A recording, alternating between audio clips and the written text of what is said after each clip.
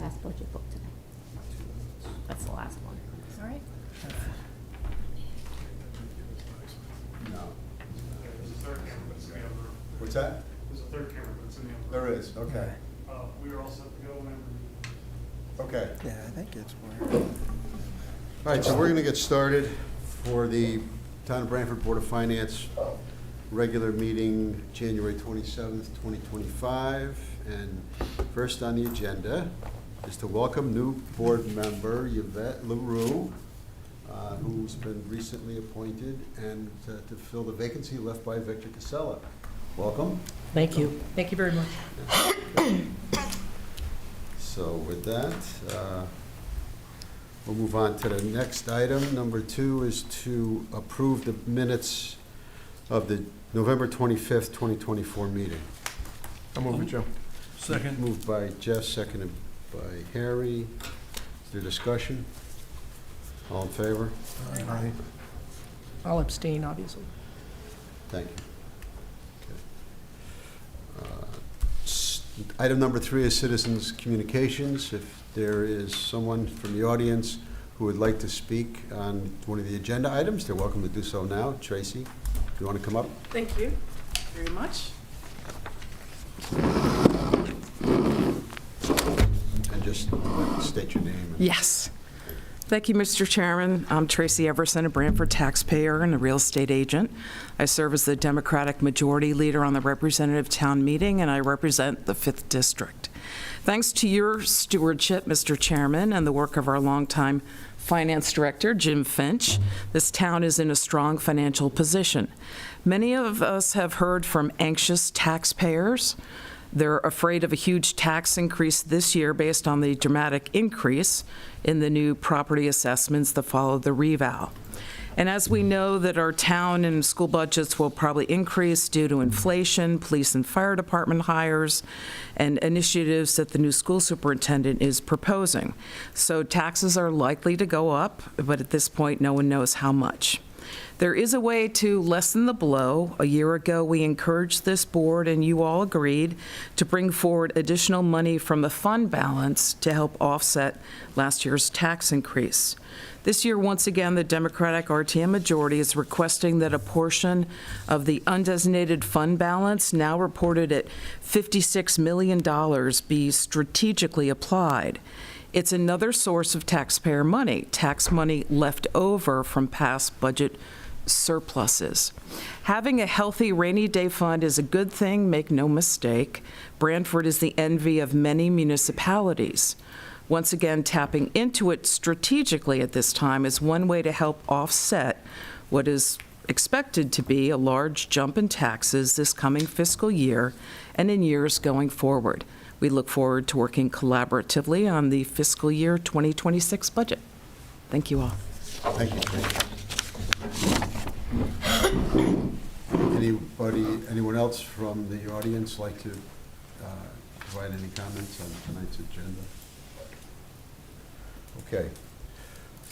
With none, we'll move on to item number 4, is to consider and if appropriate approve a request from the Board of Police Commissioners for the following transfer for 2025 from GGB Capital Fund Engineering Architectural Fees $20,730 into license plate readers for $20,730. Chief, welcome. Good evening. Thanks for having me. This was a project that we funded with ARPA, and during the course of speccing that, there was a couple extra site work and location cost increases. And as you know, with the building project, that GGB architectural assessment and building project and needs assessment, there was money there that the finance director was nice enough to point out. So that is the request for that transfer, and I could take questions on that project if anyone has any. Thank you. Questions? Does the, Harry? is the transfer completely needed? Is the money Yes, already yes. covered? Yep. Jim, are there additional funds in that after this is taken out of that account? Yeah, actually, this is sort of a follow-up to the ARPA letter that I had sent to the board back in November. At that time, I had mentioned that the police department would be coming with a transfer to supplement our ARPA dollars. So, and so the chief has had folks look at various locations and intersections and trying to configure what sort of setup he's looking for with the dollars that are available.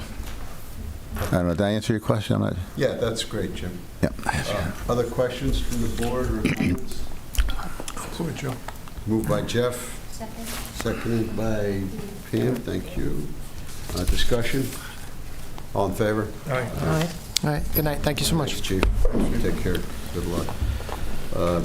Item number 5 is to consider and if appropriate approve a transfer request from the Director of Information Technology fiscal 25 year from purchase services, repairs and maintenance, $16,000 into overtime and part-time salaries within the IT department. And it's welcome, Scott. How are you? Yep. Good evening. Good evening. I'm Scott Smith, the new Director of IT here.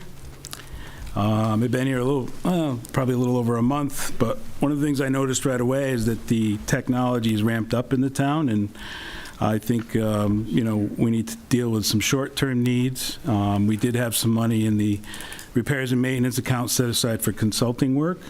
What I'm proposing and requesting here is to split that money into an overtime account to help the 2 existing employees work on project work after hours, and then as well as create a part-time position, probably 3 days a week, but up to 19 hours based upon the town's IT needs, of course. We have several projects going right now. We have the PD project, obviously, which is taking a lot of time to move everybody over to the fire department. We have replacement of all the Wi-Fi in town, installation of computers. We have fixed asset work that has to be done. So there's a lot of things that are pending. So that's why I'm making this request. Sure. And how many staff do you have? Can you 2. Remind us? 2. Yep. 2 staff. Questions from Scott, our new IT director? I'll move it, Joe. Moved by Jeff. Second by Deborah. Discussion? All in favor? Aye. Aye. Thank you very All much. set. Thank you. All right.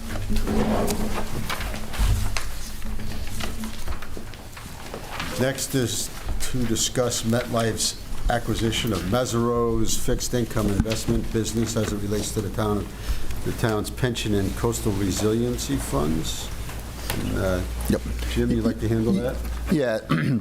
Excuse me, this is just basically, Mr. Chairman, for information purposes. For example, the Board of Finance, here's the quarterly pension reports. So I wanted to inform the board that the fixed income manager, Mesero, is being acquired by MetLife. There isn't any action that the town has to take. If by taking no action, that will transition to MetLife, but the folks at Mesero will still be managing the fixed income portion. And just to give you a little idea of the scale and for Yvette's purposes as well, is that so the fixed income manager is really involved in 3 different funds in the town. There's the other post-employment benefit trust, which provides legacy costs, primarily retiree health benefits. There is the police pension fund, and then there's the coastal resiliency fund. And so all of those funds have a portion of fixed income in there. And the amount is, as of the 4th quarter, for all the fixed income in those investments, was just under $40 million. So they do play a significant role in managing some of the town's assets. Thanks, Jim. And Jim has provided the information we received from Michael Lepore from our investment advisors with regard to the funds, and also a Q&A from Mesero as to some of the transitional issues, which again we don't see as an issue at all. Is there any questions from the board on this? If not, thanks, Jim. Yep. You all set, Eric? Yeah. Okay, we're going to move on to the next agenda item, is to discuss a letter from the finance director concerning the revaluation and tax levy. And we have received a a memo from Jim about the reval on the tax levy, and Jim's good fashion has addressed some of the questions and the Q&A approach to it as to, what really is the result of the reval, what does it reflect in a shift at this point in time, which is still to be finalized? What does the shift do to the tax burden, and particularly the residential tax burden? Again, how is the tax levy determined, and should the Board of Finance take any preemptive action or considerations in advance of the budget session? And as Tracy pointed out in her letter to the address to the board tonight, where the board is very cognizant of the financial, its balance sheet, its fund balance, and all the components that go into it. It's not necessarily complicated, but it can be complex at times. There's a lot of balancing that we do from year to year, and we saw this, the issue coming up way back prior to the last budget session, and took a look at it back in April and May, and knew that there's going to be an impact, and how might we deal with that. Again, we can't control that until we see what the expenditure requests are and what the board does. So again, there's a lot of moving parts. We're well aware of them, and with that, I'll turn it over to Jim, who's got at least some oversight with regards to the estimated grand list and the impact as to what it might do to shift the taxes. Yeah, well, first I want to also acknowledge Paula Jensen, our assessor, who's in the back as well, who provided the estimates. I know that they're basically finishing up because they'll be filing at the end of this month or February 1st, but as Paula said, they're going to do it on the 31st because of the weekend. And so, these numbers may change, but only slightly. And as you pointed out, Mr. Chairman, this is a continuation of what we've been looking at. When we were looking at some of the town's longer-term planning, and we were looking at primarily our public safety needs, as many will recall, we hired 16 EMTs in this last budget. We also wanted to make folks aware that there was a revaluation on the horizon, and we were in a rising real estate environment, and so the charge was to inform both the Board of Finance and the RTM what potential shifts could look like. That initial analysis was admittedly deterministic because we didn't have any information at the time, and I pointed out that as we got closer to having a number, that I would be updating the board in a public manner. And one of the things that this kind of confirms, which we're all aware of, is that there is a significant shift to residential property. So in the letter, there's a spreadsheet which basically shows the value of the grand list in which the fiscal 25 budget was set on, and then the value of the grand list for that we're estimating for next year. And this is, I should underscore, this is prior to any allowance for further appeals. So when it goes to the Board of Assessment Appeals, there may be some adjustments. Typically, there are historically a lot of the high-value properties, islands, etc., typically engage a lawyer to argue the values. And so, but what it does do is it points out some of the shifts. For example, residential real estate was about 57% of the grand list. Now it's about 63% of the grand list. And I've done that for each of the property classes. And then just to kind of show, how is that pie shifting in terms of who's paying the taxes, I used the current levy and just did it in terms of, well, if the revaluation was in place today, and that was the levy, what is the proportional share that each property class would pay? In residential, it's about a $9.4 million shift on residential in terms of tax dollars. And of course, that means other property classes are seeing a shift away in value, and so roughly $2.8 million on the commercial and industrial. Personal property is about 2.4 shift, and motor vehicles is about 4.2. And there's another thing going on there as well with motor vehicles. The current year's motor vehicle grand list was based on the NADA values. The state has changed the way they do it. I don't profess to know the formula. That's probably more Paula's area, but I can tell you it's a formula based on what the original sticker price was. And so I'm not sure what the motivating factor was in Hartford, although I have been told that I think they wanted to make it more in line with what excuse me, what Massachusetts does. So I think that might have been part of the driving force. So I think as we go into this budget season, we do so, as Tracy and you, Joe, and we've just been discussing this for a while, we do so with being painfully aware that the residential components are going to be bearing a greater share of the tax burden. One, if there was no increase in the levy, but clearly there will be some increase in the levy. We also know that we can't control the values. Any sort of, manipulation of values would sort of undermine the whole purpose of a revaluation, right? Which is to make sure that everybody is paying their fair share of the tax burden. So, like many things in life, we sometimes have to look at, well, what is in our locus of control. And so for a Board of Finance, administration, when I say administration, I'm talking about the town administration, not the school administration. I think that distinction is worth noting in this budget cycle. And so that thing that can be, that which can be controlled in this case to some extent is the levy. And even within that, and the reason I say to some extent is because there's union contracts, debt service, and other obligations, et cetera. So I think the focus for this budget, not unlike other budgets where we focus on a levy, but because of the various things that we might be looking at, and I've listed some, and some of them will not happen right away, and some of them may take over a year, but clearly these are things we would want to start bringing to the board prior to your receiving your requested budget book in March. And so, and they range from, reducing pension liabilities, and that would reduce future payments.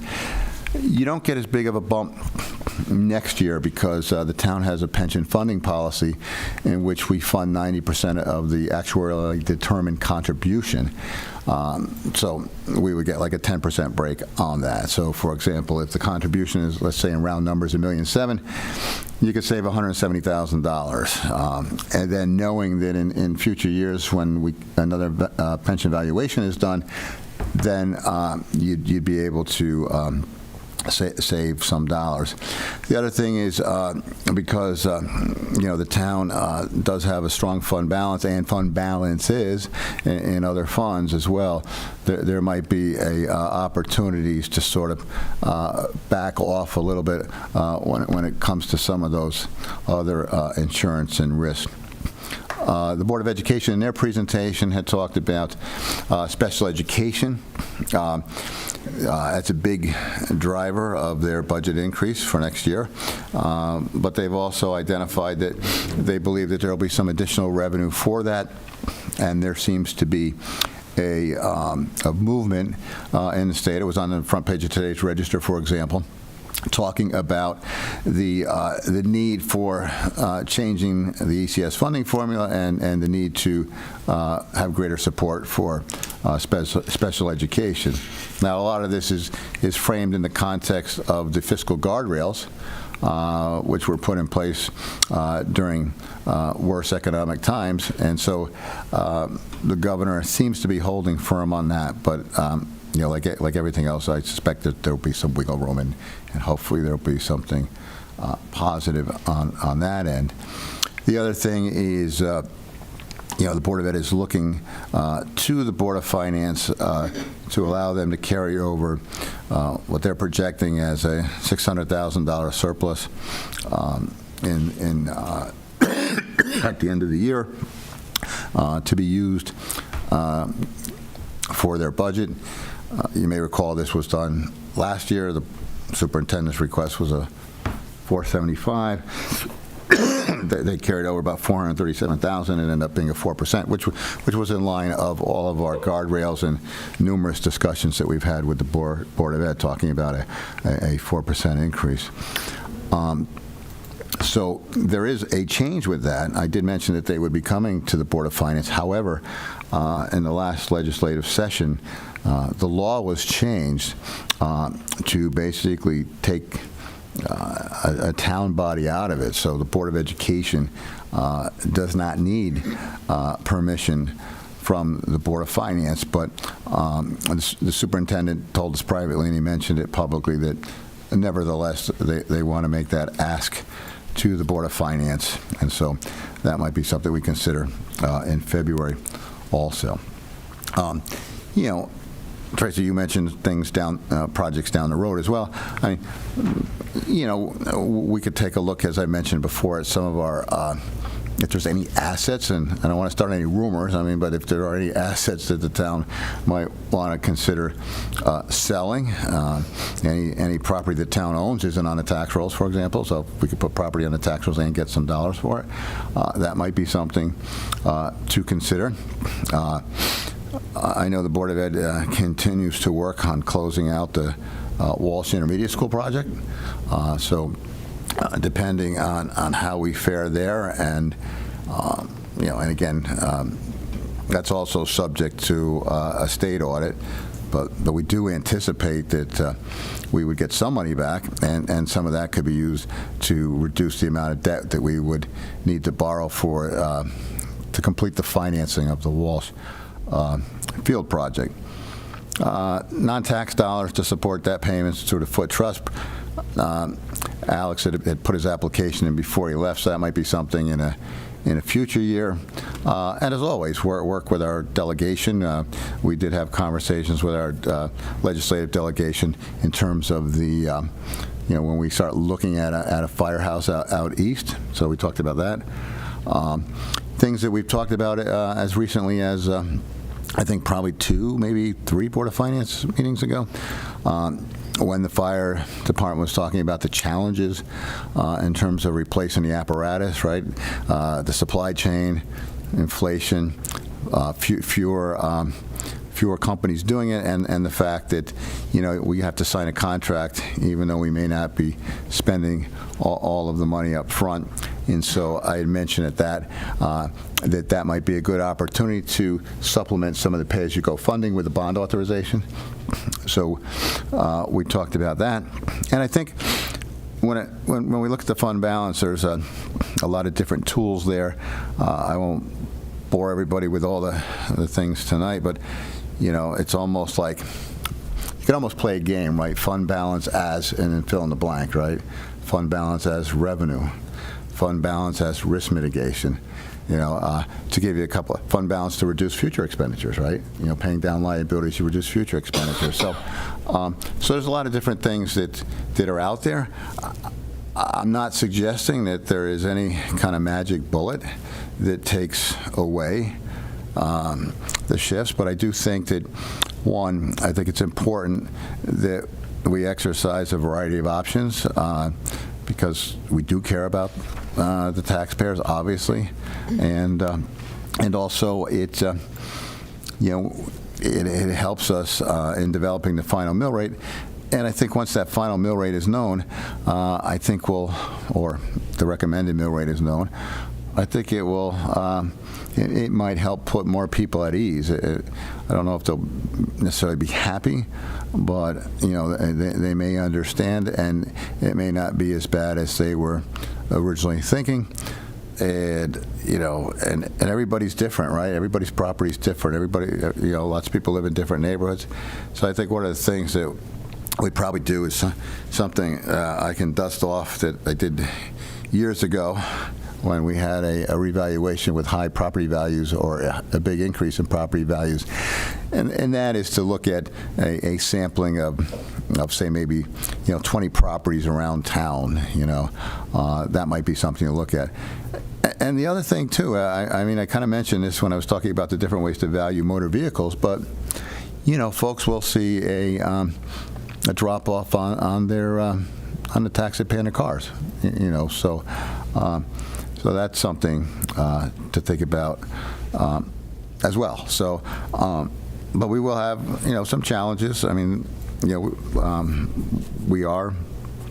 will be, funding again the positions for the fire department, not the 8 firefighters. That'll probably be in a future budget.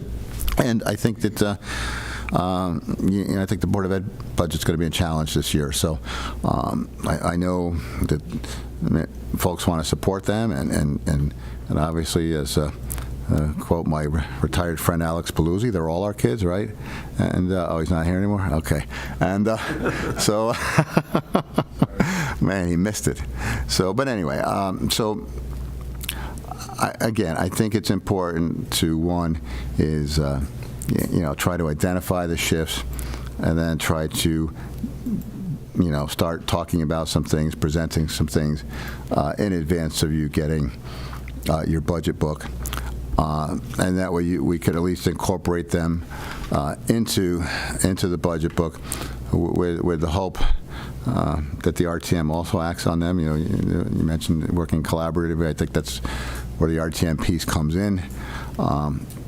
And there's other things about assigning fund balance and things like that, which because we always talk about the unassigned fund balance, right? So and how to assign fund balance. That's something that we've really done outside of the general fund, but that's something that we could introduce as well as we play that fund balance as game kind of a thing. So anyway, that's it. All right, so thank you for the explanation and the analysis to date. Questions from the board? So we look forward to this evolving. The grant list is finalized by the end of January. We're on target for that, Paula? Yeah? Okay, that's good. With no other business to come before the board, I'll entertain the motion to adjourn. So moved. I'll second. Motion's been made and seconded. All in favor? Aye. Aye. Thank you.